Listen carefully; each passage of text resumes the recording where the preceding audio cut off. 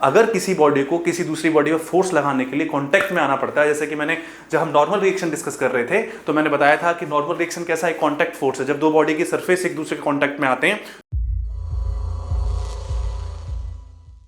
Hello dear students, कैसे हैं आप लोग? I hope all of you are doing well. I Kuldeep Singh स्वागत करता हूं आपका स्मार्ट अचीवर्स के एजुकेटिव यूट्यूब चैनल पर। यहां पर हम और हमारी टीम आपके लिए हर एक सब्जेक्ट जैसे फिजिक्स, केमिस्ट्री, मैथमेटिक्स, बायोलॉजी के कॉन्सेप्ट बूस्टर वीडियोस लेकर के आ रही है, जो कि आप लोग जिस भी कॉम्पिटिटिव एग्जाम की तैयारी कर रहे हैं वहां पर कोई टॉपिक आपके अगर वीक रह जाते हैं तो उनको आप इन वीडियोस के थ्रू स्ट्रॉन्ग कर सकते हैं, प्रॉपर नोट्स बना सकते हैं और वो चीज आपको इतना ज्यादा इमेंसिवली फायदा करेगी कि जब भी आप एग्जाम देने जाएंगे अगर आपने वो नोट्स बनाए हुए हैं तो डेफिनेटली आप उसको जो है क्विकली रिवाइज कर सकते हैं। ठीक है, मैं यहां पर न्यूटन्स लॉज ऑफ मोशन जो है, लॉज ऑफ मोशन को डिस्कस कर रहा हूं। आज लेक्चर नंबर 4 है। इससे पहले 3 लेक्चर मैंने लिए हैं यहां पर, और उसके अंदर मैंने बिल्कुल basic say that what is the concept of rest and motion, मतलब जैसे फिजिकल स्टेट क्या है वो सारा चीज एक्सप्लेन करने के बाद मैं फोर्सेस तक एक्सप्लेन कर चुका हूं। आज के इस लेक्चर में हम क्या सीखने वाले हैं, तो let's begin with the topic that we are going to learn Newton's third law. Newton's third law क्या है, और न्यूटन्स थर्ड लॉ के बाद में हम जो है कंजर्वेशन ऑफ मोमेंटम भी देखेंगे। Definitely we would see that what is the conservation of momentum, Newton's third law, conservation of momentum. और उसके बाद में फिर हम जो है पीवाईक्यूज भी करेंगे, जो अभी तक क्वेश्चन पूछे गए हैं। पीवाईक्यूज जो इन दोनों ही टॉपिक्स से बेस्ड रहते हैं वो हम पीवाईक्यूज भी डिस्कस करेंगे और साथ ही साथ इनको भी अच्छे से समझेंगे कि what is basically the Newton's third law and conservation of momentum and PYQ and concept booster questions. ये सारी चीजें हम आज के सेशन में देखने वाले हैं। आप लोग कॉपी और पेन निकालिए और मेरे साथ जो है नोट्स बनाइए। ठीक है, तो let's begin with the Newton's third law. Newton's third law क्या कहता है? वो कहता है दैट फॉर एनी एक्शन, जिसको फोर्स की हम बात कर रहे हैं, there exist an equal and opposite reaction, right. मतलब अगर किसी बॉडी ने किसी दूसरी बॉडी पर फोर्स लगाया तो दूसरी बॉडी भी पहली बॉडी पर फोर्स लगाएगी, उतना ही लगाएगी, उसी टाइम लगाएगी, लेकिन अपोजिट डायरेक्शन में लगाएगी। ठीक है, आपको यह पता होगा फोर्स कितने टाइप के होते हैं। फोर्स जनरली हमने क्लासिफाई कर रखे हैं 2 टाइप से। कौन सा? एक कॉन्टैक्ट फोर्स, एक नॉन कॉन्टैक्ट फोर्स। मतलब अगर किसी बॉडी को किसी दूसरी बॉडी पर फोर्स लगाने के लिए कॉन्टैक्ट में आना पड़ता है, जैसे कि मैंने जब हम नॉर्मल रिएक्शन डिस्कस कर रहे थे तो मैंने बताया था कि नॉर्मल रिएक्शन कैसा है, कॉन्टैक्ट फोर्स है। जब दो बॉडी की सरफेस एक दूसरे के कॉन्टैक्ट में आते हैं तो बेसिकली उनके बीच में नॉर्मल रिएक्शन लगता है। और नॉर्मल रिएक्शन कैसा था? परपेंडिकुलर फोर्स था टू द कॉन्टैक्ट सरफेस। लेकिन अगर मैं ग्रेविटेशन फोर्स की बात करूं तो ग्रेविटेशन फोर्स के लिए बॉडीज को कॉन्टैक्ट में होने की जरूरत नहीं है। 2 मास हैं, अलग अलग रखे हुए हैं, दोनों एक दूसरे के ऊपर फोर्स लगा रहे होंगे, डेफिनेटली लगा रहे होंगे। तो कैसा भी फोर्स हो, B it a contact force, B it a non contact force. बहुत से लोगों को लगता है कि नहीं, एक्शन रिएक्शन तब हो रहा होता है जब वो एक दूसरे को टच में कर रहे होते हैं, बॉडी टच कर रहे होते हैं। क्लास 9th में ऐसे तुम्हारे परसेप्शन होते हैं, बट नहीं, एक्चुअली क्या है कि जब भी कभी भी कोई बॉडी किसी दूसरी बॉडी पर फोर्स लगाएगी, मान लीजिए ये है बॉडी ए, ये बॉडी ए है, let me just right it.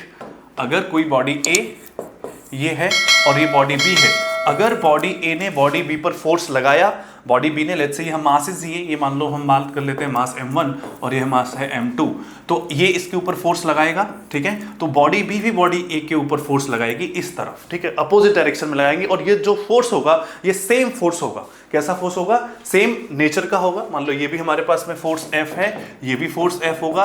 तो इस फोर्सेस के, जिसको हम एक को एक्शन बोलते हैं, एक को रिएक्शन बोलते हैं बेसिकली, तो ये जो है सेम नेचर का है, सेम नेचर, सेम टाइम पर लगता है, सेम टाइम पर लगता है। और उसके बाद में कैसा, इसका जो मैग्नीट्यूड है वो तो ऑब्वियसली सेम है, सेम अमाउंट का होता है, सेम अमाउंट के होते हैं और डिफरेंट बॉडीज पे लगते हैं। बस ये बात ध्यान रखिएगा, डिफरेंट बॉडीज पर ये फोर्सेस लग रहे होते हैं। जैसे कि एक लग रहा है बी पर और एक लग रहा है ए पर। अब हम इसको और भी बहुत सारी जगह पर देख सकते हैं। कैसे? जैसे मान लीजिए यहां पर हमारे पास एक ब्लॉक रखा हुआ है, किसके ऊपर? टेबल के ऊपर। तो अभी जरा देखिए, टेबल जो है, टेबल ने ब्लॉक के ऊपर कौन कौन से फोर्स लगा रखे हैं। मतलब हम जरा एक बात देखते हैं कि यहां पर इस पर एक तो फोर्स mg लग रहा है, नीचे की तरफ अर्थ लगा रही है। ठीक है, और इसके ऊपर इसका एक नॉर्मल रिएक्शन लग रहा है, ऊपर की तरफ कौन लगा रहा है? ये टेबल लगा रही है मास m पर। अब ये जो मास m है ये भी टेबल पर नॉर्मल रिएक्शन लगाएगा। ये जो फोर्स है ये है हमारे एक्शन रिएक्शन। ये जो 2 फोर्स है, एक ये वाला और एक ये वाला, इसमें से एक को हम बोल सकते हैं एक्शन, एक को बोल सकते हैं एक्शन, तो दूसरे को बोल सकते हैं रिएक्शन। कोई सा भी कुछ भी हो सकता है, एक्शन रिएक्शन। ठीक है। ऐसा नहीं है कि आप किसी को एक एक्शन बोलोगे तो दूसरे को मतलब किसको, मतलब चॉइस ऑफ एक्शन रिएक्शन के लिए कोई भी एक्शन हो सकता है, कोई भी रिएक्शन हो सकता है। बस ये है कि एक को अगर एक्शन बोल दिया तो दूसरे को रिएक्शन हो जाएगा, दूसरा ऑटोमेटिकली रिएक्शन हो जाएगा। बात समझ में आ रही है? तो इसमें इंपॉर्टेंट बात है कि सेम नेचर का होगा फोर्स, सेम टाइम पर लगेगा, सेम अमाउंट का होगा और डिफरेंट डिफरेंट बॉडीज पर लग रहे होंगे। दोनों ही एक्शन रिएक्शन अलग अलग बॉडीज पर लगते हैं। ऑब्वियसली आप देख सकते हो कि यहाँ पर एक जो है वो ब्लॉक पे लग रहा है और दूसरा इस टेबल पे लग रहा है जहां पर ये रखी हुई है बॉडी, जहां पर ये रखी हुई है बॉडी। क्या आपको मेरी बात क्लियर हो रही है? Newton's third law is simple and it is said that कि भाई साहब अगर किसी बॉडी ने दुनिया में किसी पर भी फोर्स लगाया, मैंने यहां पर पहली चीज में बता दिया कि नॉन कॉन्टैक्ट वाले केस की बात हो रही है और दूसरे में हम देख रहे हैं कॉन्टैक्ट जब हो रहा है तब क्या बात हो रही है। ठीक है, तो दोनों के लिए आप जो है डिस्कस कर सकते हो कि किस तरीके से एक्शन रिएक्शन फोर्सेस हमारे पिक्चर में आते हैं। ठीक है, ये बात बहुत ही अच्छे से आप समझिए कि एक्चुअली में हम जो फोर्स है वो कभी भी सिंगल नहीं आता, वो पेयर में आता है। ये इसी के कारण होता है। ठीक है, किसके कारण? कि मतलब फोर्स अगर जैसे ही एक बॉडी लगाएगी दूसरा फोर्स इमीडिएटली उसी टाइम तैयार हो जाएगा, उसी टाइम तैयार हो जाएगा। बात समझ में आ रही है? तो ये है हमारे एक्शन एंड रिएक्शन। ठीक है, आगे बढ़े चलिए अब कुछ क्वेश्चंस देख लिए जाते हैं, क्योंकि आपको पता है विच हैपन फर्स्ट, एक्शन और रिएक्शन पहले कौन होता है? तो बिल्कुल आप साफ साफ कहोगे कि नहीं सर, दोनों साइमल्टेनियसली होते हैं। बोथ साइमल्टेनियसली होते हैं, कोई पहले या कोई बाद में नहीं होता। ऐसा नहीं होता है कि बॉडी ने पहले, ऐसे आप लोगों को लगता है कि आपने किसी को थप्पड़ मारा फिर उसने आपको थप्पड़ मारा तो ये एक्शन रिएक्शन, नहीं। एक्चुअली जैसे ही आपने किसी को थप्पड़ मारा तो उसके जो गाल पे जो चीज हिट हुई है वो उसी टाइम पर रिएक्शन हो जाता है, सेम टाइम पर हो जाता है। उसके लिए वेट नहीं करना पड़ता कि पहले तुम ये करो फिर तुम्हारा ये कर होगा। ठीक है, बहुत से लोग ना इसको कनेक्ट करते हैं कि ऐसा है, नहीं, उसी टाइम पर सेम टाइम, उसमें अलग टाइम लैग नहीं है बिल्कुल भी। एक्शन रिएक्शन सेम टाइम पर होते हैं, तो both happen simultaneously. I hope ये बात आप समझ गए होंगे। ठीक है, उसके बाद में if net force is zero it act equal and opposite, then how things can move? If net force is zero as it act equal and opposite, तो थिंग्स मूव करती हैं। तो भाई साहब अगर हमें पता है कि एक्शन और रिएक्शन जो है वो अलग अलग बॉडीज पर लग रहे हैं, एक ही बॉडी पर नहीं लग रहे हैं। अभी बताया था ना कि ये दो बॉडी है, ये बॉडी है। ठीक है, तो ये फोर्स इस पर इस डायरेक्शन में लग रहा है, इस पर इस डायरेक्शन में लग रहा है। ठीक है, तो ये अलग अलग बॉडीज पर लगते हैं, इसीलिए नेट फोर्स जीरो जो है होता है। नेट फोर्स जीरो जो है होगा अगर हम उनको ऐड करेंगे, लेकिन ये दोनों अलग अलग बॉडीज पर लग रहे होते हैं। अगर अलग अलग बॉडी पर लग रहे हैं तो नेट फोर्स जीरो कैसे हो जाएगा? मतलब अगर इसको अलग अलग बॉडीज पर लग रहे हैं ये, तो हम किसी एक पर्टिकुलर बॉडी पर फोर्स की बात नहीं कर सकते ना, ये अलग अलग बॉडीज पर लग रहे हैं। इसीलिए जो है थिंग्स मूव करती हैं। How things move? They move because both, लिख सकते हैं यहाँ पर, फोर्स एक्ट्स ऑन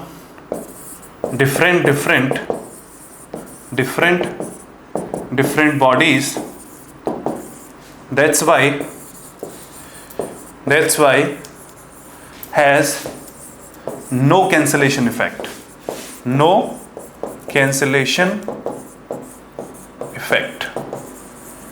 कोई कैंसिलेशन इफेक्ट नहीं होता क्योंकि अलग अलग बॉडीज पर दोनों के दोनों फोर्स लग रहे होते हैं। ठीक बात है, चलिए आगे बढ़े। अगला क्वेश्चन देखिए, कह रहा है if contact is necessary for action reaction, is contact necessary for action? No contact is not necessary. No contact is not necessary. ठीक बात है, आप कांटेक्ट को कोई भी आवश्यकता नहीं है, कांटेक्ट की कोई आवश्यकता नहीं है। आपका अगर फोर्स जो है अगर वो लग रहा है वो आपका बिना कांटेक्ट के भी हो सकता है। It can be without contact also, right. अब उसके बाद में जरा देखते हैं हम आगे हम देख रहे हैं कि concept of conservation of momentum. अब हम देखेंगे कंजर्वेशन ऑफ मोमेंटम क्या है, what is the conservation of momentum, क्योंकि अभी तक हमने जो भी चीजें फॉलो करी उसमें से कंजर्वेशन ऑफ मोमेंटम भी बहुत ही इंपॉर्टेंट टॉपिक होता है।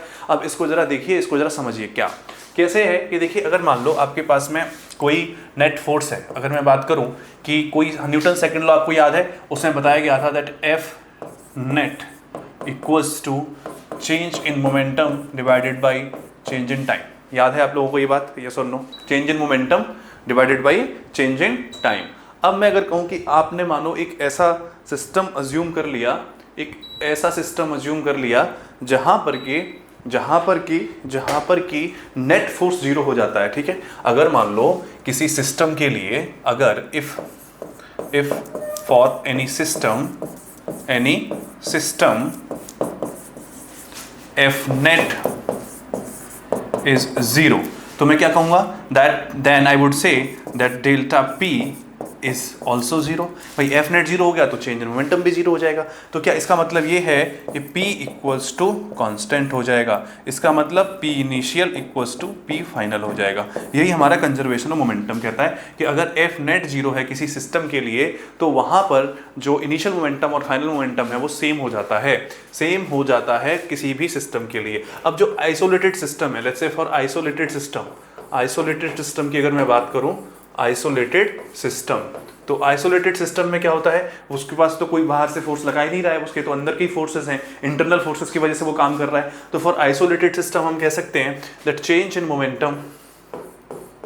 मोमेंटम जो है वो कांस्टेंट मतलब 0 रहेगा। क्यों? बिकॉज एफ एक्सटर्नल जो नेट फोर्स जो हो रहा है वो एफ नेट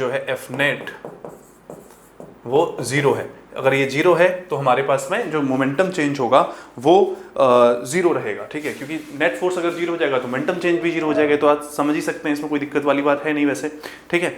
अब एक बात और समझिए आप लोग, मैं जो आपसे कहना चाह रहा हूँ कि अगर हमारे पास में ये जो एफ नेट 0 होने की कहानी है, एफ नेट 0 होने की जो कहानी है वो सिर्फ और सिर्फ इस वजह से आती है कि सिस्टम किसी से बाहर से ना इंटरेक्ट कर रहा हो। System should not be interacting any person outside the some any external agency. अगर वो वहाँ से इंटरेक्ट नहीं कर रहा है तो नेट फोर्स जो होगा वो 0 हो जाएगा, और नेट फोर्स 0 हो जाएगा तो मोमेंटम भी सेम रहेगा। ठीक बात है। अब इसको मैं एक एग्जांपल के साथ आपको बता देता हूँ, आपको और अच्छे से समझ में आ जाएगा। जैसे कि मान लो हमारे पास में एक बुलेट है, हमारे पास में एक गन है, ये गन सिस्टम है, और यहाँ से एक बुलेट जो है इस गन से निकल रही है, ठीक है। ये मैंने आपको बुलेट बना दी। तो ये एक सिस्टम ले लेते हैं, इसको एक सिस्टम अज्यूम करेंगे हम इसको, तब कहानी जो है बिल्कुल अच्छे से समझ में आ जाएगी। अगर हम इसको एक सिस्टम अज्यूम कर दें, ठीक है, एक सिस्टम अज्यूम करेंगे तो कहानी समझ में आ जाएगी। कैसे समझ में आएगी सर? देखो बिल्कुल मैं बता दूंगा आपको। कहानी आपको ऐसे समझ में आएगी कि लेट्स से हमारे पास ये एक बुलेट है, ये क्या है? गन है, ये गन है, ठीक है। और ये क्या है? ये है बुलेट, ये है बुलेट। आपको पता होगा सभी को।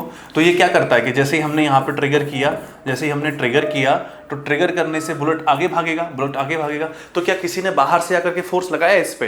बाहर से तो मुझे लग रहा है किसी ने फोर्स नहीं लगाया है, गन खुद ही इसको फोर्स लगा रही होती है, अंदर से इंटरनल फोर्स है बेसिकली। तो जब ऐसा अगर होगा तो हम कह सकते हैं कि भाई साहब यहाँ पर जो है नेट फोर्स 0 है, तो यहाँ पर मोमेंटम कांस्टेंट रहेगा, मोमेंटम कंजर्व रहेगा सिस्टम का। और सिस्टम में कौन कौन चीज़ें हैं? सिस्टम में 2 चीज़ें, एक तो गन है और एक बुलेट है। तो ऑब्वियसली जब ये आगे बढ़ती है तो इसमें न्यूटन्स थर्ड लॉ भी आता है। न्यूटन्स थर्ड लॉ क्या बोलता है कि अगर मान लो ये तुमने बुलेट को आगे बढ़ाया, गन ने क्या किया? बुलेट पे फोर्स लगाया, तो ये कहेंगे force on bullet due to gun, ये आगे की तरफ लगेगा ऑब्वियसली। और इस पर देखेंगे फोर्स पीछे की तरफ लगेगा, force on gun due to bullet, ठीक है। तो ये दोनों ही एक टाइम पर आते हैं। ये एक्शन एक रिएक्शन हो जाएगा। यहाँ पे कह सकते हैं कि एक एक्शन है दूसरा रिएक्शन है। अगर एक एक्शन है दूसरा रिएक्शन है, उसके बाद में हम कह सकते हैं कि अगर नेट फोर्स की बात करूं मैं, दोनों ही अपोजिट डायरेक्शन में, तो नेट फोर्स तो 0 ही है। अगर मैं दोनों को ऐड भी कर लूँ, जैसे force on this bullet because of gun plus force on gun because of bullet, both has to be 0, क्योंकि दोनों का मैग्नीट्यूड सेम है। तो एक्चुअली मैं नेट जो फोर्स है वो 0 आ रहा है, नेट फोर्स 0 आ रहा है, तो यहाँ मोमेंटम कंजर्व रहेगा। तो इसका मतलब है जो इनिशियल मोमेंटम है वही फाइनल मोमेंटम हो जाएगा। अब इनिशियल मोमेंटम क्या है? जो सिस्टम है पहले तो रेस्ट में है ना, दोनों, ना ही बुलेट आगे जा रही है ना गन आगे जा रही है। तो कहने का मतलब है पहले दोनों के पास कोई वेलोसिटी नहीं है, दोनों के पास कोई वेलोसिटी नहीं है, मतलब सिस्टम रेस्ट में। अगर सिस्टम रेस्ट में है तो मैं कह सकता हूँ दैट ये इनिशियल मोमेंटम मेरा 0 है, तो मुझे फाइनल मोमेंटम की आवश्यकता है, मुझे फाइनल मोमेंटम की आवश्यकता है। What is the value of final momentum? लेकिन अब देखेंगे हम कि जैसे ही बुलेट सिस्टम में जैसे ट्रिगर किया तो बुलेट आगे बढ़ने लग जाएगी और गन पीछे की तरफ रिकॉइल होती है, गन पीछे की तरफ रिकॉइल होती है। तो मैं यहाँ से कह सकता हूँ कि लेट्स से हमारे पास में जो मास इनटू वेलोसिटी का अगर मैं रखेंगे, इनिशियल मोमेंटम तो 0, final momentum mass of the gun plus velocity of the gun plus mass of the bullet and velocity of the bullet, ये हम लोग इक्वेशन यूज करेंगे सिस्टम मोमेंटम कंजर्वेशन करने के लिए। तो यहाँ से मैं कह सकता हूँ कि अगर मैं इसको लेके आऊँगा इधर, mass of the gun velocity of the gun equals to negative of mass of the bullet, plus velocity of the bullet. तो यहाँ से आप देख सकते हो कि ये इक्वेशन हमें बता रही है कि सिस्टम का मोमेंटम कंजर्व है। अगर मोमेंटम कंजर्व है तो बेसिकली यहाँ से मुझे इतना भी पता लगना चाहिए कि क्यों है, क्योंकि यहाँ पर बेसिकली हमारा जो एक तरीके से देखा जाए ये जो नेट फोर्स है वो जीरो है। Why? Because F net is zero. कौन सा वाला? एक्सटर्नल एफ नेट जो है वो जीरो है। ये इसलिए जो है हमारा बुलेट और गन का जो सिस्टम है उसका जो मोमेंटम है वो कंजर्व बना हुआ है। क्या आप मेरी बात को क्लियरली समझ पा रहे हैं? क्या इसमें आपको कोई भी तकलीफ, दिक्कत, समस्या है? हाँ या ना बता दो भाई। कोई तकलीफ है, कोई दिक्कत है? समझ में आ रही है बात क्लियरली? आगे बढ़े, ठीक है। तो ये हमारा इस तरीके से हम इसमें एक सिस्टम से हमने कंजर्वेशन ऑफ मोमेंटम समझ लिया।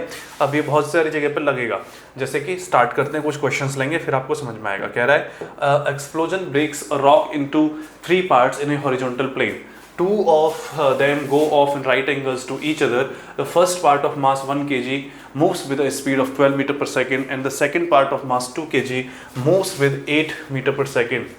If the third part flies off with 4 meter per second speed, then its mass is. भाई अच्छा खासा देखो, नीट पहले ही पूछ लिया गया, नीट 2013 में क्वेश्चन पूछा गया है। इसका मतलब है कि कंजर्वेशन ऑफ मोमेंटम एक बहुत ही इंपॉर्टेंट टॉपिक होता है, जिसमें कि आप से नीट में भी क्वेश्चन डायरेक्टली पूछ लिए जाते हैं।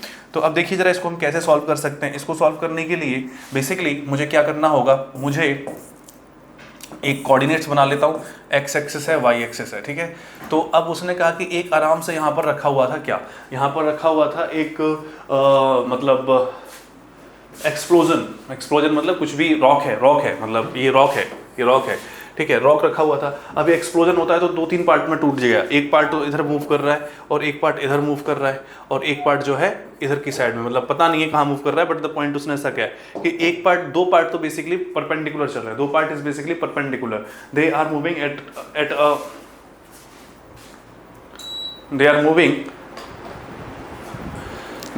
Eight right angles to each other. एक दूसरे के साथ राइट एंगल में वो मूव कर रहे हैं, राइट। अगर वो राइट एंगल में मूव कर रहे हैं तो उसको हम कैसे दिखा सकते हैं? राइट एंगल ट्राइंगल के थ्रू। राइट एंगल ट्राइंगल के थ्रू नहीं दिखाना है, basically perpendicular to each other velocity है उनकी, ठीक है। तो देखिए कह रहा है 1 kg है, 1 kg को कितने से 12 मीटर पर सेकेंड से, ये 12 मीटर पर सेकेंड से आगे बढ़ रहा है, ये मान लो 1 kg, ओके, ठीक है। उसके बाद में ये है 12 मीटर पर सेकेंड से आगे बढ़ रहा है। The first part of mass 1 kg moves with the speed of 12 meter per second and the second part of mass 2 kg moves with 8 meter per second, ठीक है। ये 8 मीटर पर सेकेंड से आगे बढ़ रहा है, 8 मीटर पर सेकेंड से आगे बढ़ रहा है। तो पूछ रहा है कि बताइए व्हाट विल इज द, तो अब इसमें भी हम कंजर्वेशन ऑफ मोमेंटम लगा सकते हैं, यस और नो। तो कह सकते हैं P initial equals to P final. P initial equals to P final है तो यहाँ पर हम कैसे इसको दिखाएंगे? देखिए इनिशियल मोमेंटम तो 0 है, P फाइनल मतलब कि भाई साहब P1 मतलब तीनों का आप लिख दो वेक्टर फॉर्म में, P2 प्लस P3। मैं अब वेक्टर फॉर्म में क्यों लिख रहा हूँ अभी आपको समझ में आ जाएगा। तो मैं यहाँ से कह सकता हूँ M1V1 plus M2V2 plus M3V3 equals to 0।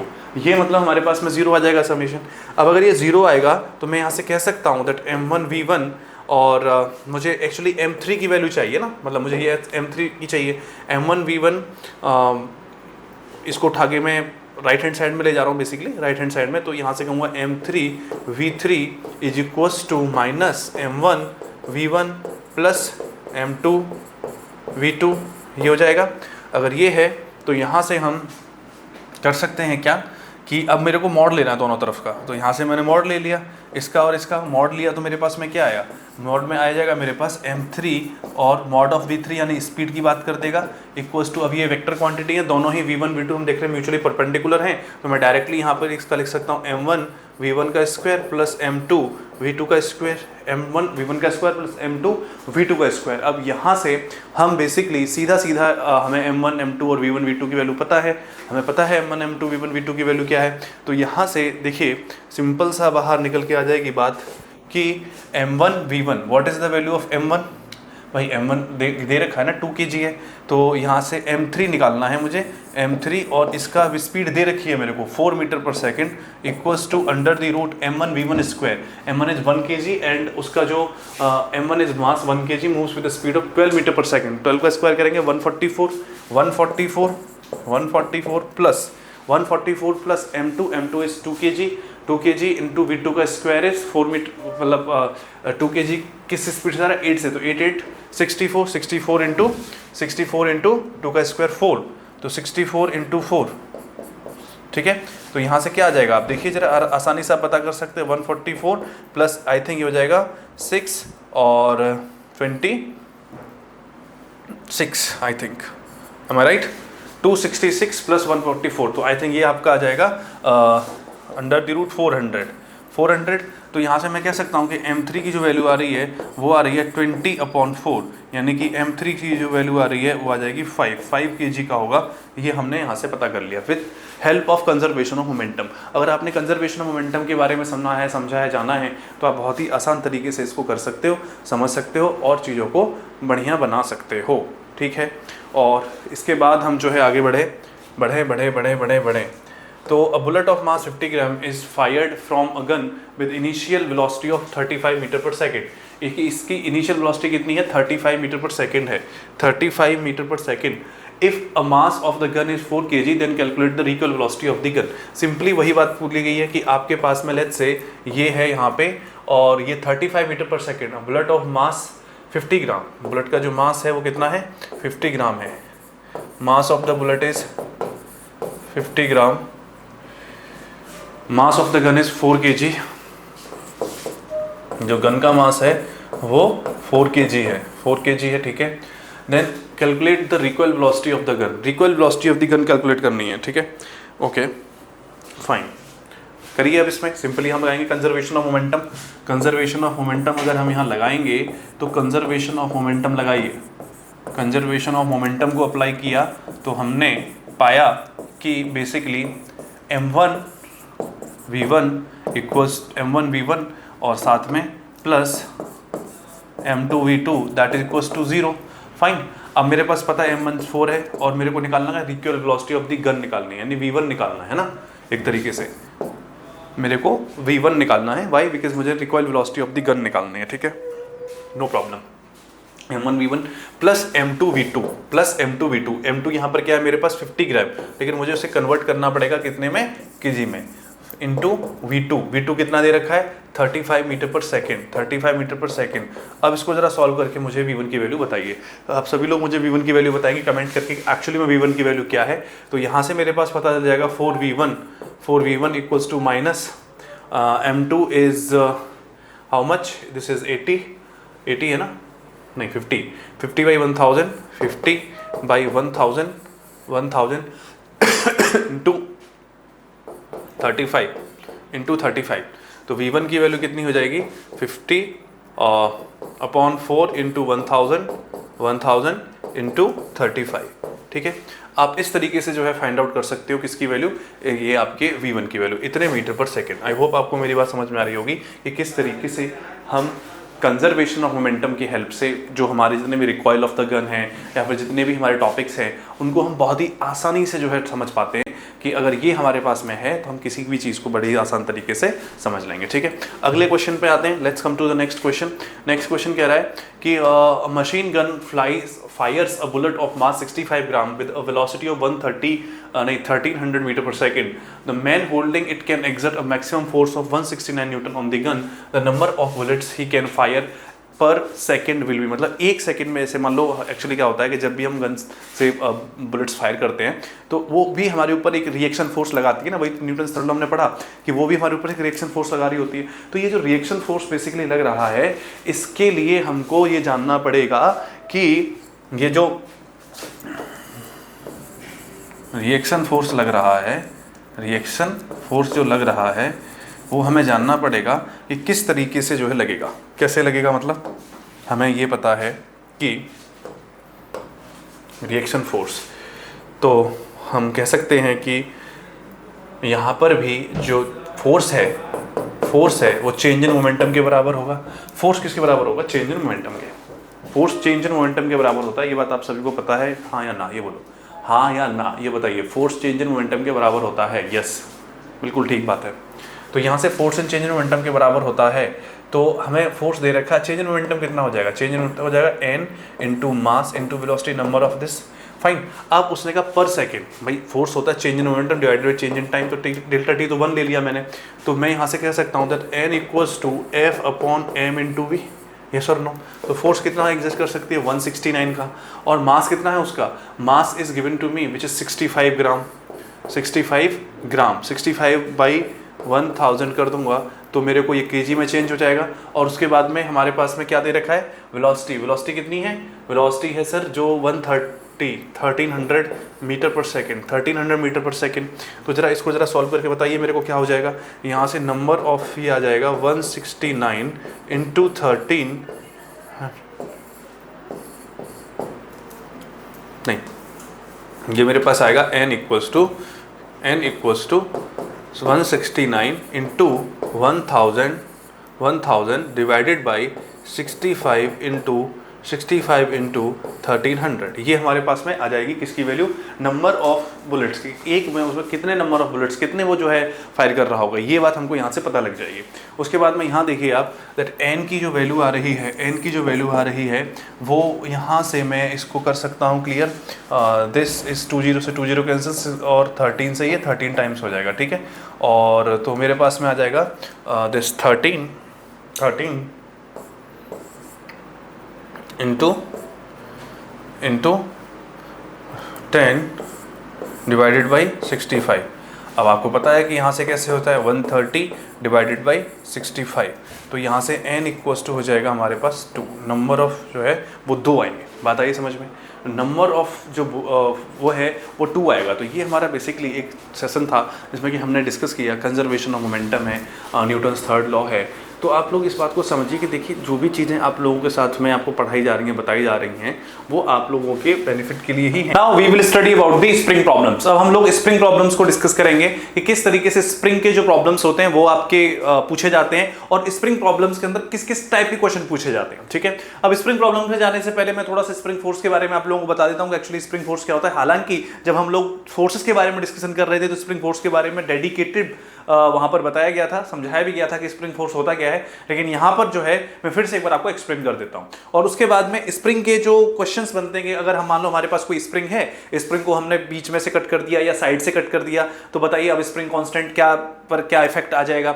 या फिर हमने स्प्रिंग और स्ट्रिंग का एक कॉम्बिनेशन बना रखा है और उसको किसी के साथ हैंग किया हुआ है, और बीच में से अगर हम स्ट्रिंग को काट देते हैं तो बताइए अब एक्सेलरेशन क्या हो जाएगा। इस टाइप के जो क्वेश्चंस आते हैं वो हमारे बेसिकली इस सेक्शन के अंदर आते हैं। अब हमें सबसे पहले स्प्रिंग प्रॉब्लम्स को करें तो एक बार मैं आपको रिवाइज करा दूं कि एक्चुअली में स्प्रिंग फोर्स क्या होता है। स्प्रिंग फोर्स था कि लेट्स से हमारे पास अभी कोई स्प्रिंग है, ये मेरे पास में एक स्प्रिंग है, और इस स्प्रिंग को जो है मैंने अभी इसकी नेचुरल स्टेट में इस टाइप से रखी हुई है, ठीक है। आप लोग देखते हो ना स्प्रिंग आपके डेली टू डेली लाइफ में बहुत सारी जगह आपको दिखाई दी जाती होगी। सबसे पहले जब आप याद करो वो वाला पेन जो चट चट करता था, है ना, तो जो चट चट करने वाला पेन होता था उसको हम दबा देते, क्या बोलते हैं उसको, तो उसके अंदर भी तो स्प्रिंग होती है, स्प्रिंग होती है कि नहीं होती है। तो उसी की कहानी है कि यहाँ पर स्प्रिंग ऐसे हमारी मान लो कोई भी स्प्रिंग जो है सिचुएटेड है।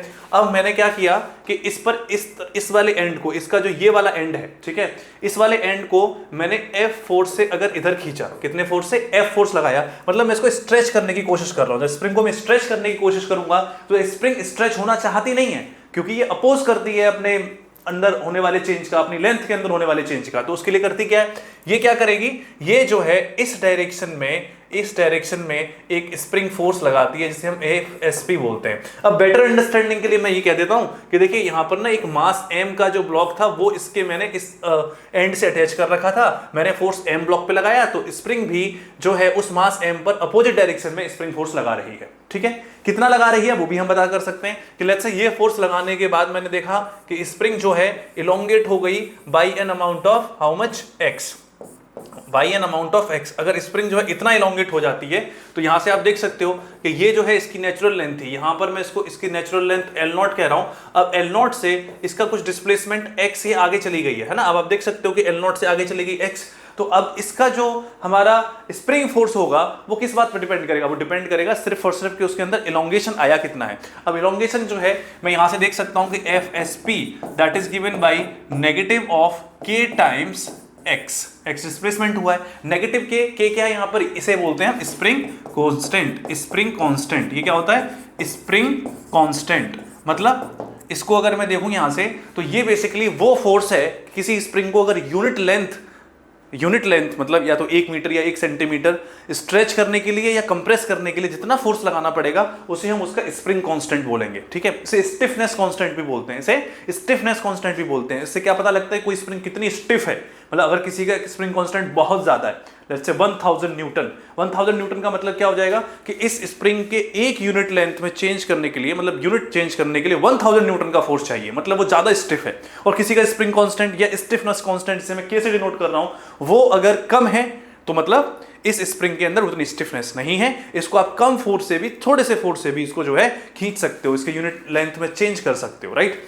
अब देखिए ये स्प्रिंग कांस्टेंट है। नेगेटिव साइन क्या बता रहा है यहाँ पे? नेगेटिव साइन सिर्फ डायरेक्शन बता रहा है। क्या बता रहा है? डायरेक्शन। और डायरेक्शन ये कह रही है कि अगर आप कभी भी स्प्रिंग को स्ट्रेच करते हो या कंप्रेस करते हो तो स्प्रिंग फोर्स जो होगा हमेशा opposite to the direction of change in the length of the spring होगा। मतलब अगर मैंने इस डायरेक्शन में इसको स्प्रिंग को खींचा है तो स्प्रिंग फोर्स ऐसे लगेगा। मैं आपको एक और एग्जांपल दे दूं कि लेट्स से मेरे पास में यहां पर स्प्रिंग, अगर ये जो होती इसको मैं फोर्स लगाकर ऐसे कंप्रेस कर दिया होता, मतलब मैंने ऐसे फोर्स लगाया होता, ये वाली सिचुएशन अगर मेरे पास होती, देख रहे हो अभी भी मास m का जो ब्लॉक है उसको मैं इस तरफ से अगर फोर्स लगाता, कंप्रेस करता, तो मैं कहता कि अभी भी इसके अंदर x अमाउंट का जो है वो आया है क्या? Compression. Now it has got a compression of x amount, x amount का कंप्रेशन इसके अंदर आया। तो ये जो कंप्रेशन है अभी भी फोर्स पैदा करेगा, अभी भी फोर्स आएगा ना स्प्रिंग के अंदर, तो वो कैसे लगेगा? वो लगेगा हमारा राइटवर्ड डायरेक्शन में, FSP। अब जो है वो जो फोर्स है स्प्रिंग फोर्स, वो लगेगा राइटवर्ड डायरेक्शन में। स्प्रिंग क्या करेगी? कंप्रेस भी नहीं होना चाहिए, उसे हटाएगी। नहीं नहीं नहीं, कंप्रेस हो रहा है तो उसको हटाएगी। अब उसके लिए भी क्या हमें फॉर्मूला यूज कर सकता हूं? Same formula will be used. अब यहां पर भी नेगेटिव साइन ये बता देगा, नेगेटिव साइन ये बता देगा कि अब स्प्रिंग फोर्स जो है हमारा राइटवर्ड डायरेक्शन में लग रहा है, क्योंकि it is always opposite to the direction of elongation और compression in the spring.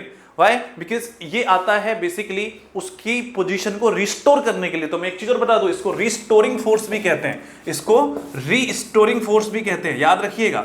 Restoring force है, बेसिकली करता क्या है? ये उसकी ओरिजिनल कॉन्फ़िगरेशन को रीगेन करने का, रिस्टोर करने की कोशिश करता है। It tries to regain the original configuration of the spring. और वो कैसे पॉसिबल है? वो तभी पॉसिबल है कि जिस डायरेक्शन में उसकी ओरिजिनल कॉन्फ़िगरेशन को चेंज किया जा रहा है उसके अपोजिट डायरेक्शन में फोर्स लगे, तभी तो उसकी ओरिजिनल कॉन्फ़िगरेशन को जो है हम रीगेन कर सकते हैं। तो भाई साहब ये तो हमारा स्प्रिंग फोर्स के बारे में कहानी है। ये स्प्रिंग कांस्टेंट है K, या फिर इसको हम स्टिफनेस कांस्टेंट भी बोलते हैं। अब आप एक बात हमेशा समझिए कि स्प्रिंग को, अगर ये आइडियल स्प्रिंग है, आइडियल का स्प्रिंग मतलब मासलेस स्प्रिंग है, तो एक स्ट्रिंग की तरह भी ट्रीट किया जा सकता है। किसकी तरह? एक स्ट्रिंग की तरह भी ट्रीट किया जा सकता है। मतलब आप एक बात समझिए कि अगर मानो मैंने यहां पर फोर्स F लगाया और इसने इस तरफ स्प्रिंग फोर्स लगाया, तो यहां पर भी तो स्प्रिंग किसी चीज से अटैच्ड है ना। तो यहां पर देखोगे तो इस वाले एंड पर भी इसके ऊपर एक स्प्रिंग फोर्स लग रहा होगा जो कि इस तरफ लग रहा होगा, FSP। बात समझ में आ रही है? तो मैं इसको देखूंगा कि एक स्ट्रिंग की तरह, जैसे हमने स्ट्रिंग में टेंशन फोर्स की बात करी थी, टेंशन फोर्स की जब बात करी थी, टेंशन फोर्स कैसा होता था? टेंशन फोर्स वाज, मतलब दोनों ही, अगर किसी पॉइंट से मान लो अगर हमारे पास में, मैं अगर बात करूं यहां से एनालॉजी दिखाऊं कि अगर मैंने एक मास को एक स्ट्रिंग से ऐसे हैंग किया हुआ है, तो टेंशन फोर्स इधर भी होता है और इसमें इधर भी होता है, मतलब दोनों ही तरफ टेंशन फोर्स रहता है। जहां जहां पर जिस जगह से ये स्ट्रिंग कनेक्टेड होगी उन दोनों ही पॉइंट ऑफ कांटेक्ट पर बेसिकली टेंशन फोर्स डेवलप हो रहा होगा। सिमिलरली यहां पर भी पॉइंट ऑफ कांटेक्ट पे स्प्रिंग फोर्स डेवलप होता है। और हमारा जो ये दोनों जो फोर्स होता है, अगर स्ट्रिंग, जब तक हमारी स्प्रिंग सेम है, तो ये जो हमारा स्प्रिंग फोर्स रहने वाला है that is going to be same, यानी जो FSP यहां पर है वही FSP यहां पर है। बात समझ में आ रही है आप लोगों को? मतलब ये कहीं ना कहीं मैं ये कहना चाह रहा हूं कि अगर आपके पास में आइडियल स्प्रिंग है, इस तरीके से देखिए, अगर आपके पास ये आइडियल मासलेस स्प्रिंग है, स्प्रिंग, ठीक है, तो ये जो है आप ये मान के चलिए, अगर मैंने इसको यहाँ पर एक मास m को इस साइड से ऐसे अगर अटैच कर रखा है इसके, तो इसको मैं ऐसे भी ट्रीट कर सकता हूं, जस्ट लाइक अ स्ट्रिंग। बात समझ में आई? तो यहाँ पर स्प्रिंग फोर्स अगर मैं मान लो इसको ऐसे खींच रहा हूं, दोनों ही कंडीशन बता रहा हूं, F फोर्स लगा रहा हूं, इस पर भी F फोर्स लगा रहा हूं, तो यहां पर भी आपको पता है कि स्प्रिंग फोर्स इधर डेवलप होगा, FSP, और जब मैं इधर पर फोर्स लगाऊंगा तो ये स्ट्रेच हो जाएगी, ये जो हमारी स्ट्रिंग है इसके अंदर क्या हो जाएगा? टाइटनेस आएगी, जिसकी वजह से यहां पर एक टेंशन फोर्स डेवलप हो जाएगा T, तो ये इधर होगा और ये इधर भी होगा T।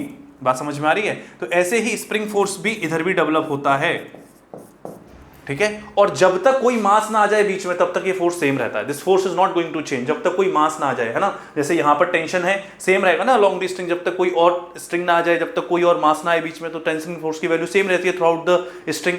वैसे ही स्प्रिंग के अंदर जब तक कोई और बीच में मास नहीं आ जाएगा तब तक स्प्रिंग फोर्स सेम रहने वाला है, ये बात याद रखिएगा।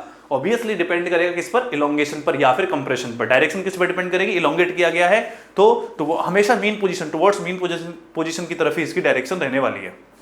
बात समझ में आ रही है। तो इस चीज को आप जो है जरा ध्यान से समझिए कि किस तरीके से जो है हमारा स्प्रिंग फोर्स काम करता है और कैसे हम इसको एज अ स्ट्रिंग ट्रीट कर सकते हैं।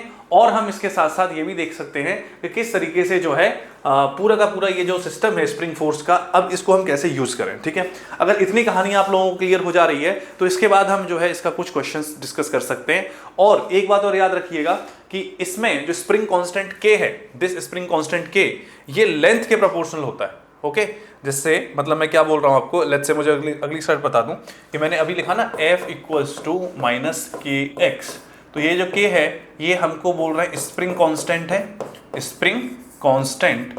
और ये जो है उसकी जो नेचुरल लेंथ होती है k, ये उसके इनवर्सली प्रोपोर्शनल होता है। उसके साथ रिलेशन इसका कैसा है, k is inversely proportional to the natural length. और I should be better writing L naught, मतलब अगर जितनी ज्यादा कोई लंबी स्प्रिंग होगी उसका उतना ही जो स्प्रिंग कांस्टेंट है वो कम हो जाएगा। क्यों कम हो जाएगा, क्योंकि जैसे लंबी स्प्रिंग है उसको यूनिट लेंथ में चेंज करना के लिए कम फोर्स लगाना पड़ेगा। लेकिन कोई छोटी सी स्प्रिंग है, छोटी सी स्प्रिंग के अगर आपको यूनिट लेंथ में चेंज करना है छोटी सी, तो ज्यादा फोर्स लगाना पड़ेगा। ठीक है, तो हम कह सकते हैं कि स्प्रिंग कांस्टेंट जो है वो उसकी लेंथ के, नेचुरल लेंथ के इनवर्सली प्रोपोर्शनल होता है। तो यहां से एक चीज और निकल के आ जाती है क्या, that K L not equals to constant. ये मतलब मैं एक चीज डिड्यूट कर सकता हूं यहां से कि के और एल नॉट मतलब किसी के स्प्रिंग कांस्टेंट और उसकी नेचुरल लेंथ का जो प्रोडक्ट है that is going to be constant. अब मैं यहां से एक बात और कह सकता हूं that K L one equals to K one L one equals to K two L two equals to K three L three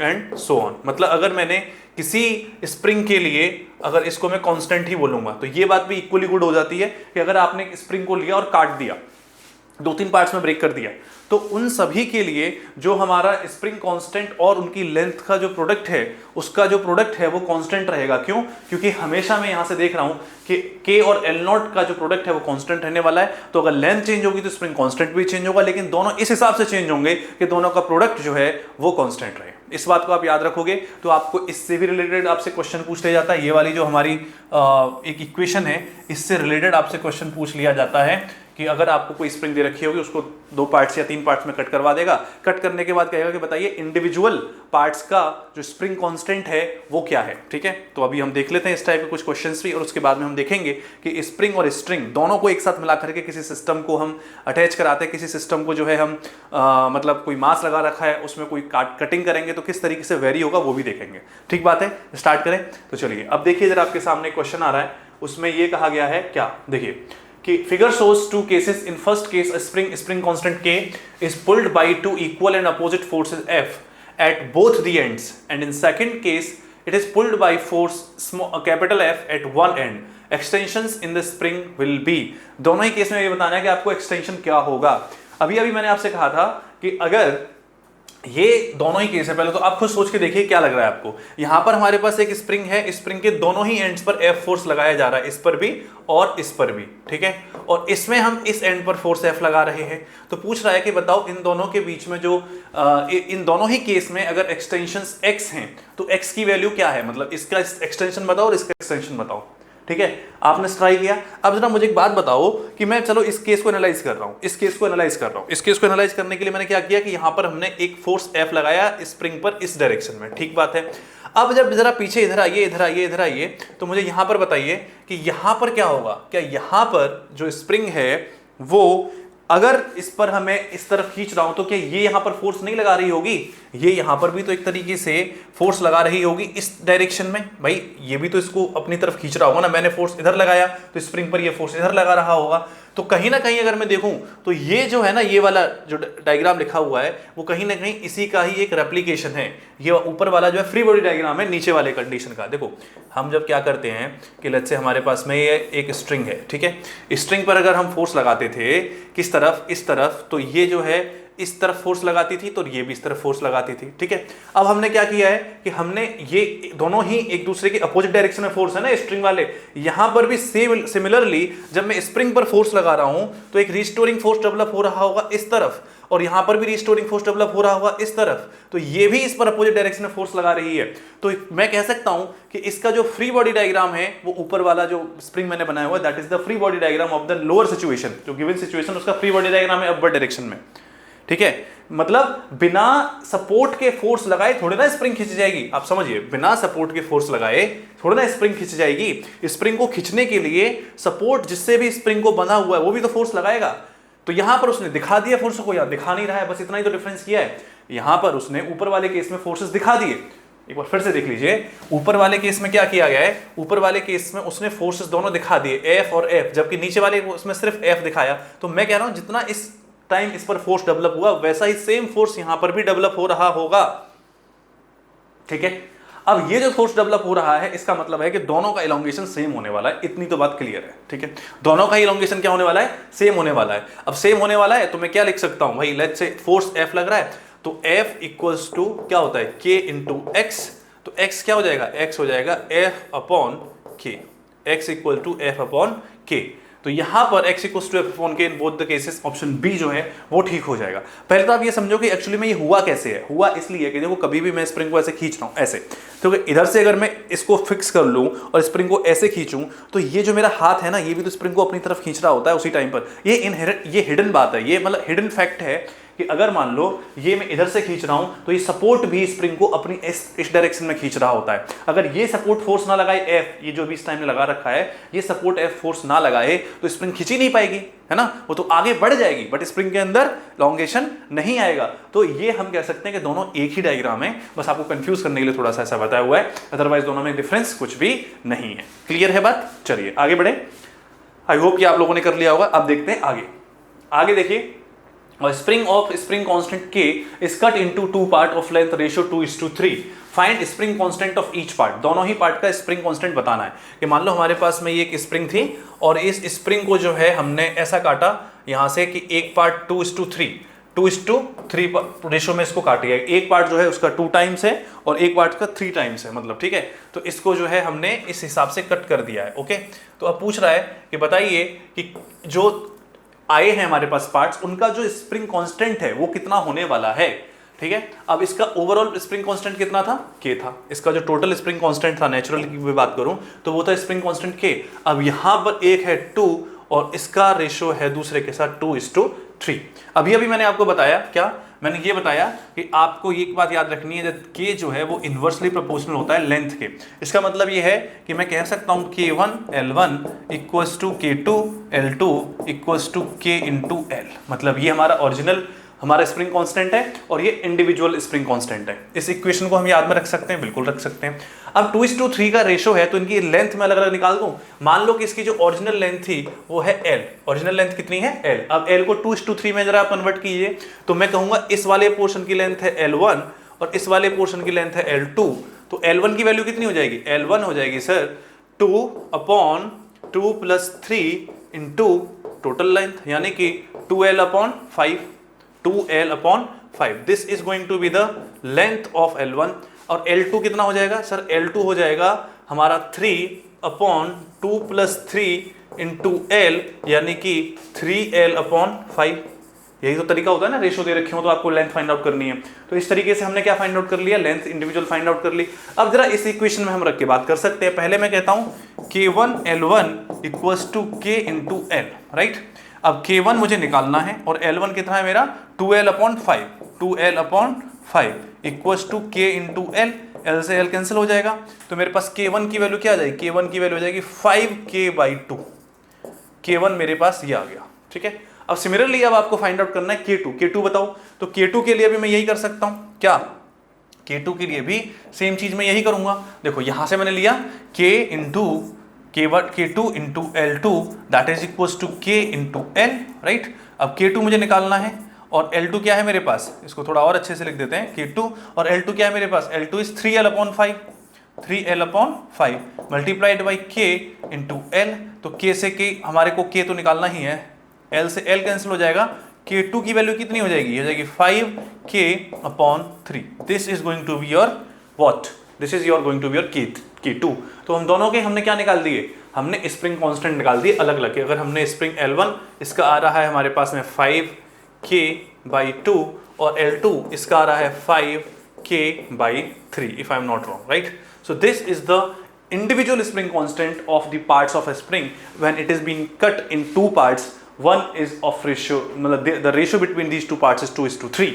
तो बात आप समझ पा रहे हैं किस तरीके से जो है हम लोग स्प्रिंग को अगर काट दिया जाए तो किसी भी पार्ट का आप जो है individual spring constant find out कर सकते हैं, ठीक है। अगर मैं वहीं पर बात करता कि लेट्स से इस स्प्रिंग है, इसको हाफ कर दिया गया, ठीक है, हाफ किया गया, तो बताइए इंडिविजुअल पार्ट का स्प्रिंग कांस्टेंट कितना हो जाएगा। तो जब लेंथ कम होगी तो स्प्रिंग कांस्टेंट बढ़ेगा ना, तो हाफ हाफ हुआ तो स्प्रिंग कांस्टेंट कितना हो जाएगा, 2K हो जाएगा। अगर किसी स्प्रिंग को 1/3 मतलब लेंथ में कट कर दिया गया, ठीक है, अगर हमने किसी स्प्रिंग को कांस्टेंट को स्प्रिंग है उसको जो है 1/3 के 3 पार्ट्स में कट कर दिया, अगर 1/3 के 3 पार्ट्स में हम कट करेंगे स्प्रिंग को, तो वहां पर हमारे पास में ये पता लग जाएगा कि अब अगर इसको आपको निकालना है रेशियो, मतलब इसका स्प्रिंग कांस्टेंट, तो क्या हो जाएगा 3 हो जाएगा, उसका 3 टाइम्स हो जाएगा। बात समझ में आ रही है।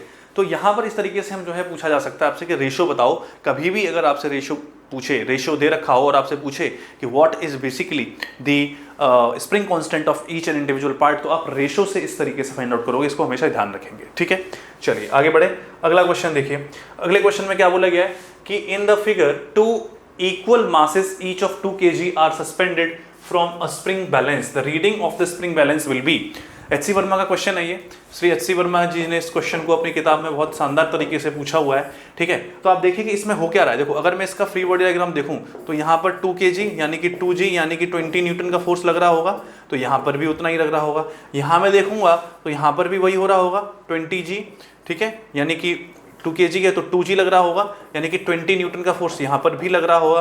तो हम देखेंगे कि यहाँ पर भी उतना ही लग रहा होगा, राइट, टेंशन जो डेवलप हुआ है। अब देखो ये ना एक तरीके से जो हमने पहला क्वेश्चन किया वैसा ही बन गया कि इधर से भी इक्वल फोर्स खींच रहा है और इधर से भी उतना ही फोर्स खींच रहा है, और तभी इसके अंदर कुछ ना कुछ इलॉन्गेशन आएगा।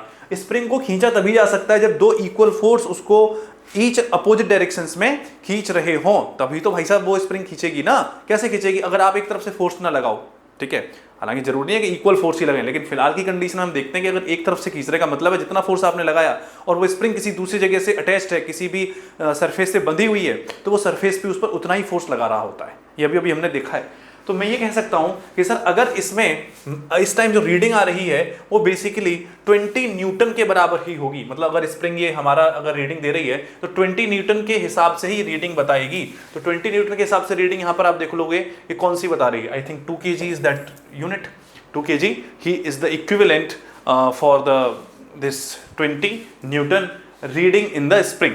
तो मैं कह सकता हूँ दैट 20 इक्वल्स टू क्या है हमारे पास में, ये 2 × G, तो वहां से 20 की हमारी जो वैल्यू आ रही है 20 न्यूटन ये जो है, तो basically 20 newton is equivalent to what, 2 kg, है ना। बेसिकली स्प्रिंग जो होती है ना आपको वो कैलिब्रेट करके आंसर दे देती है। वैसे लगता है कि स्प्रिंग हमें फोर्स की वैल्यू देगी, लेकिन फोर्स की नहीं, स्प्रिंग बैलेंस जो होती है वो बेसिकली मास की वैल्यू दे देती है, क्योंकि उसको उस हिसाब से कैलिब्रेट किया जाता है ना। तो यहाँ पर मैं देख सकता हूँ कि किस तरीके से जो है स्प्रिंग से मैंने 2 मासेस को लटकाया, और दोनों मासेस को लटकाने के बाद फिर मैंने देखा कि स्प्रिंग के अंदर वैल्यू कितनी आ रही होगी। तो कुछ लोगों को लगता है कि मेरे को कैंसिल करेंगे, 0 लगा के आ जाएंगे यहाँ पे कि ऐसा हो जाएगा। नहीं, 0 नहीं होगा भाई, यहाँ पर कोई एक मास नहीं है, ये एक तरीके से ये मास नहीं है, ये बल्कि एक स्प्रिंग बैलेंस है जो आपसे पूछ रही है that what is the value of mass. बात समझ में आ रही है किस तरीके से हम जो इसको डिस्कस कर रहे हैं, या किस तरीके से इस क्वेश्चन को हम लोग जो है देख रहे हैं, ठीक है। आई होप ये समझ में आ गया होगा बात यहाँ तक मतलब किस तरीके से स्प्रिंग फोर्स के जो क्वेश्चन है या स्प्रिंग के क्वेश्चन हैं वो हम लोग डिस्कस करते हैं।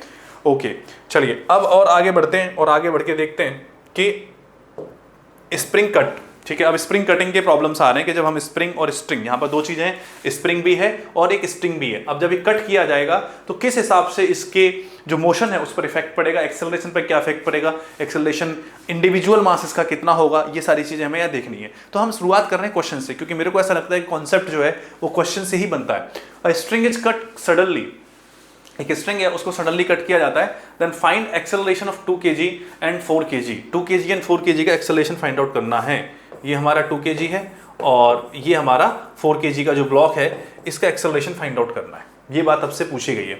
अब मैं आप लोगों को एक बात बता देता हूँ, इसमें एक बात आप लोग याद रखिए कि अगर कभी भी स्ट्रिंग को कट किया जाए तो उसका जो टेंशन होता है वो इमीडिएटली जीरो हो जाता है। ठीक है, कोई भी अगर हमारी स्ट्रिंग है उसको कट किया जाता है तो उसके अंदर जो डेवलप होने वाला टेंशन है वो इमीडिएटली जीरो हो जाता है। और अगर इमीडिएटली जीरो हो जाएगा तो मैं कह सकता हूं कि फिर उसके अंदर जो ऊपर जो मास अटैच्ड हैं उनका बाकी का बचा हुआ एक्सेलरेशन दिखाई देगा कि किस हिसाब से उन पर फोर्सेस लगे हुए हैं। अभी जैसे मैं इसकी बात कर रहा हूं, ठीक है, पहले मैं क्या करूंगा, मैं दो तरीके से इस क्वेश्चन को मतलब एनालाइज करते हैं। कैसे, एक तो बिफोर कटिंग और एक आफ्टर कटिंग। तो बिफोर कटिंग इन सबका फ्री बॉडी डायग्राम बनाती है, बिफोर कटिंग, ठीक है, बिफोर कटिंग, और उसके बाद after cutting, after cutting, after cutting हम जो है देखेंगे क्या हो रहा है। ओके, बिफोर कटिंग देखते हैं, मतलब क्या हुआ, नीचे की तरफ मुझे लग रहा है इस पर नीचे लगा हुआ है 440 न्यूटन का, 4 kg मतलब 4G है ना, 2 kg और उसके लगे हुए हैं, तो मेरे हिसाब से यहाँ पर नीचे 4G न्यूटन का फोर्स लगा हुआ है। ठीक बात है, ओके सर। अब इसमें देखूंगा मैं तो यहाँ टेंशन है, टेंशन की वैल्यू कितनी हो जाएगी, वो भी 4G के बराबर है। अब यहाँ पर भी टेंशन है, टेंशन की वैल्यू कितनी हो जाएगी, 4G के बराबर है। ठीक है, अब यहाँ पर मैं इस वाले पे आ जाऊँ तो ये 4G, लेकिन इस पर एक और फोर्स लग रहा होगा यहाँ पर, वो कितना लग रहा होगा, 2G, 2 kg है ना, तो 2G नीचे की तरफ लग रहा होगा। मैं अभी जी के टर्म्स में फोर्सेस बता रहा हूँ, नीचे 2G लग रहा होगा। अब ये 2G और 4G दोनों मिलकर के यहाँ पर जो स्प्रिंग है, स्प्रिंग जो है फोर्स कितना लगा रही होगी इस पे ऊपर, इस स्टोरिंग फोर्स, वो लगा रहा होगा स्प्रिंग FSP, जो कि हो जाएगा आई थिंक 6G। ठीक है, ये तब है जब हमने सिस्टम को इक्विलिब्रियम में रखा हुआ है और स्प्रिंग जो है बिल्कुल कुछ भी स्ट्रिंग को कट नहीं किया गया, सिस्टम हमारा इक्विलिब्रियम में। ठीक है, अब जब कटिंग करेंगे तो देखो यहाँ पे कटिंग करने के बाद क्या होगा, आफ्टर कटिंग, तो आई थिंक दिस, ये जो हमारा टेंशन है T, इसकी वैल्यू 0 हो जाएगी। ठीक है, अगर टेंशन की वैल्यू 0 हो जाएगी तो फिर किस हिसाब से हमारा फ्री बॉडी डायग्राम बन जाएगा। देखो 2 kg पर आते हैं जरा, 2 kg वाले पर स्प्रिंग फोर्स 6G लग रहा है ऊपर की तरफ, वो तो उतना ही लगा रहेगा, कोई दिक्कत नहीं है। टेंशन की वैल्यू 0 होगी, लेकिन यहाँ पर अभी 2G तो लगा ही हुआ है जो कि उसके मास की वजह से लग रहा है, और यहाँ हमारा 2 kg ब्लॉक है। ठीक है, अब जरा 4 kg पर आइए, 4 kg को देखते हैं। 4 kg पर भी टेंशन की वैल्यू तो जो है वो 0 हो गई, लेकिन नीचे की तरफ कितना लग रहा है इसके ऊपर, 4G फोर्स लग रहा है, 4G फोर्स लग रहा है नीचे की तरफ, टेंशन इसका हो चुका है 0। तो I think these are the forces now which are acting on these two masses after the string is cut. तो नाउ एक्सेलरेशन बता दीजिए आप 2 kg का और 4 kg का, 2 kg का और 4 kg का।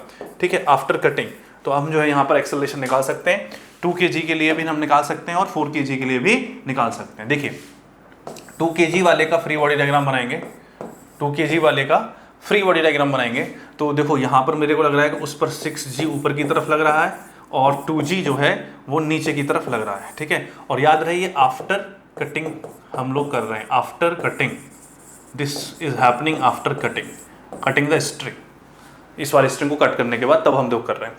तो 6G और 2G नीचे की तरफ लग रहा है। तो अब देखिए जरा कि ये हमारा जो सिस्टम है उसमें मुझे पता लगेगा ऊपर का फोर्स 6G, नीचे का फोर्स 2G, माइनस कर देंगे, equal to mass into acceleration, mass कितना है 2 और इंटू एक्सेलरेशन कितना है A। तो यहाँ से मेरे पास आ जाएगा 4G इक्वल्स टू 2A, तो A कितना हो जाएगा, यहाँ से मेरे पास में 6G माइनस 2G 4G हो जाएगा, और एक्सेलरेशन हमारा 2A है, तो 2 से कर जाएगा तो एक्सेलरेशन आ जाएगा 2G, या मैं कह सकता हूँ एक्सेलरेशन आ जाएगा 20 मीटर पर सेकेंड स्क्वायर अपवर्ड डायरेक्शन में। मतलब 2 kg वाले का जो एक्सेलरेशन है वो 20 मीटर पर सेकेंड स्क्वायर अपवर्ड डायरेक्शन में 2G आ जाएगा। क्यों, क्योंकि सर 6G रह गया और 2G रह गया, टेंशन तो 0 हो गया। अब जरा हम देखते हैं 4 kg वाले को। 4 kg वाले के लिए मैं यहाँ पर बना सकता हूँ, ये 4 kg वाले की बात हो रही है, इस डायरेक्शन आई होप आपको दिखाई दे रहा होगा, नहीं दिखाई दे रहा है तो चलो मैं इसको दूसरे से बना देता हूँ 4 kg वाला, बट ऑब्वियसली यहाँ से ही बना सकते हैं 4 kg का। देखिए 4 kg पे क्या है, नीचे की तरफ 40 न्यूटन यानी 4G, और तो कोई फोर्स है नहीं, तो यहाँ से मैं लिख सकता हूँ 40 equal to mass is 4 into acceleration, तो यहाँ से एक्सेलरेशन की वैल्यू कितनी हो जाएगी 10 मीटर पर second square. This is the acceleration of 4 kg block after cutting the string. ठीक है, तो ये आप समझ सकते हो कि हमारा 2 kg वाले कितना आ रहा है, 2 kg वाले का आ रहा है 2G, और 4 kg वाले कितना आ रहा है, 4 kg वाले का आ रहा है हमारा G, 2G ऊपर की तरफ और G जो है वो नीचे की तरफ आ रहा है।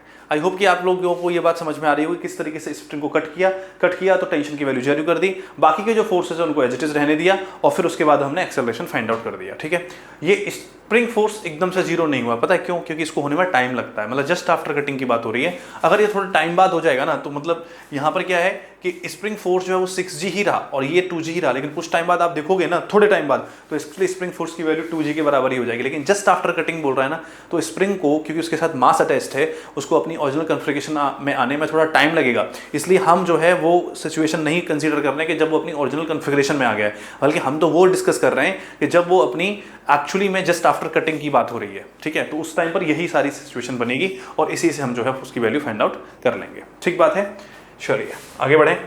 अब देखिए जरा ये वाला क्वेश्चन देखिए, यहां पर क्या बात कर रहा है, find the acceleration of 3 kg mass when acceleration of 2 kg mass is 2 metre per second square as shown in the figure. यहां पर आप देखो कि 10 न्यूटन का फोर्स 2 kg और 3 kg है, दोनों को एक स्प्रिंग से बांधा हुआ है। अच्छा क्वेश्चन, आप लोग पहले से ट्राई करो एक बार अपनी तरफ से, एक बार आप अपनी तरफ से ट्राई करो, फिर मैं देखता हूँ किस तरीके से आप लोगों ने जो है मतलब इसको किया या नहीं किया। ट्राई कीजिए। 3 kg और 2 kg के दो ब्लॉक हैं, उनको एक स्प्रिंग के साथ हमने अटैच कर रखा है। स्प्रिंग के साथ अटैच करने के बाद 2 kg पर 10 न्यूटन का फोर्स लगाया हुआ है और ऐसा ऑब्जर्व किया जा रहा है कि 2 kg वाला जो ब्लॉक है उसका जो एक्सेलरेशन है वो 2 मीटर पर सेकंड स्क्वायर है। तो बताइए कि 3 kg वाले जो ब्लॉक है उसका एक्सेलरेशन कितना होगा, ये आपसे पूछा गया है ना, ये आपसे पूछा गया है। कर सकते हैं इसको भाई, कर सकते हैं कि नहीं कर सकते हैं? देखिए ये हमारे पास में फ्री बॉडी डायग्राम बनाए तो 10 न्यूटन का फोर्स इस पर लगा इधर, ठीक बात है। अब ये स्प्रिंग बंधी हुई है तो स्प्रिंग क्या करेगी, स्प्रिंग रिस्टोरिंग फोर्स लगाएगी इस पर, क्योंकि ये इसको इधर खींचने की कोशिश करेगा ना 2 kg वाला ब्लॉक, रिस्टोरिंग फोर्स लगाएगी। लेट्स से वो है FSP, है ना। अब स्प्रिंग सेम है तो ये स्प्रिंग फोर्स जो है इस पर भी लगेगा 3 kg वाले ब्लॉक पर भी। भाई 3 kg वाले जब ये इस पर लग रहा है ऐसे तो इस पर भी लगेगा, क्योंकि मैंने बताया आपको एज ए स्ट्रिंग की तरह हम देख सकते हैं। तो FSP यहाँ पर भी लग रहा होगा, FSP यहाँ पर भी लग रहा होगा इस पर। तो इसका अगर मैं फ्री बॉडी डायग्राम बनाऊंगा तो पॉइंट से डिनोट करूंगा और यहाँ पर FSP दिखाऊंगा। यहाँ पर हमारे पास FSP और इस पर जो है 10 न्यूटन एंड FSP। अब उसने बता दिया कि एक्सेलरेशन दे रखा है इसका 2 मीटर। तो यहाँ पर जरा आप न्यूटन सेकंड इक्वेशन लगाओ जो बताएगी 10 माइनस FSP ये जो है मास इंटू एक्सेलरेशन है, मास इंटू एक्सेलरेशन है। ओके, अब यहाँ पर 10 माइनस 2 इंटू एक्सेलरेशन, एक्सेलरेशन दे रखा है मेरे को 2, तो 2 into 2 equals to FSP। Spring force पता लग गया मुझे कि एक्चुअली स्प्रिंग फोर्स है कितना, तो स्प्रिंग फोर्स कितना हो जाएगा 10 minus 4 that is 6 Newton is the spring force. अगर 6 न्यूटन स्प्रिंग फोर्स लग रहा है किस पर, 2 kg वाले पर, तो आई थिंक 3 kg वाले पर भी 6 न्यूटन ही लग रहा होगा। तो देखो जरा 3 kg वाले को, 3 kg वाले के लिए भी यहाँ पर आप जो है लगाइए कितना फोर्स, FSP कितना आया 6 न्यूटन और इसका मास कितना है 3 kg। अब जरा इक्वेशन लिख दो, कौन सी वाली, F equals to MA, F equals to MA। F कितना है 6, मास कितना है 3, एक्सेलरेशन कितना हो जाएगा 2 मीटर पर सेकेंड स्क्वायर। तो यहाँ से एक्सेलरेशन मेरा 2 मीटर पर सेकेंड स्क्वायर आ जाएगा। बात समझ में आई? एक्सेलरेशन क्या हो जाएगा 2 मीटर पर सेकंड स्क्वायर का एक्सेलरेशन इसमें आ जाएगा। तो सिंपल है कि हमने किस तरीके से स्प्रिंग जो करती है वो दोनों तरफ से, जैसे हमारा स्ट्रिंग का केस था वैसा ही स्प्रिंग का केस है। और स्प्रिंग ने भी यहाँ पर जब इधर फोर्स लग रहा है तो रिस्टोरिंग फोर्स इधर लग रहा होगा और इस पर इधर लग रहा होगा। ठीक है, तो इस टाइप से जो है हमने इसका सॉल्यूशन बना दिया। कोई दिक्कत है किसी को? बढ़िया है, चलें आगे और एक दो क्वेश्चन देखते हैं इसमें कि और क्या कर सकते हैं। देखिए जरा अगला क्वेश्चन और है, नीट 2017 में पूछा गया था। आई होप कि आप लोग इसको ट्राई कर पाएंगे, जरूर से जरूर। जल्दी से बताइए, इसको जरा पॉज कीजिए स्क्रीन को और मुझे बताइए कि इसका क्या जवाब होने वाला है। क्या बोला गया है? उसने कहा कि 2 ब्लॉक हैं, 2 blocks A and B of masses 3m and m respectively. 2 blocks हैं A और B, मासेस इसके m और 3m देख रहे हैं, यहाँ पर 3m है और एक का मास m है। आई थिंक डायग्राम क्लियर होगा। Respectively are connected by a massless and inextensible string, मतलब ये जो हमारा जो ये A और B है ये हमारी इनएक्सटेंसिबल एंड मासलेस स्ट्रिंग से कनेक्टेड है। The whole system is suspended by a massless spring as shown in the figure. The magnitudes of acceleration of A and B immediately after the string is cut are respectively. मतलब यहाँ पर भी वही बात हो रही है कि इसको काटा जा रहा है यहाँ से, उसके इमीडिएटली जस्ट मतलब जस्ट आफ्टर, इमीडिएटली आफ्टर का मतलब तुरंत बाद, immediately after the string is cut, immediately after the string is cut are क्या पूछा गया है? the magnitudes of acceleration of A and B। A और B के जो acceleration है वो बताइए, उनका मैग्नीट्यूड बताइए, मतलब he is not asking about the direction कि किधर जा रहा है किधर नहीं जा रहा। तो ठीक है, वही सेम काम करते हैं यहाँ पर भी, before and after, before cutting and after cutting. क्योंकि हमें बिफोर क्यों लिखना पड़ता है, ताकि एनालाइज तो कर सके कौन कौन से फोर्स लग रहे हैं, तभी तो हम आगे बता पाएंगे।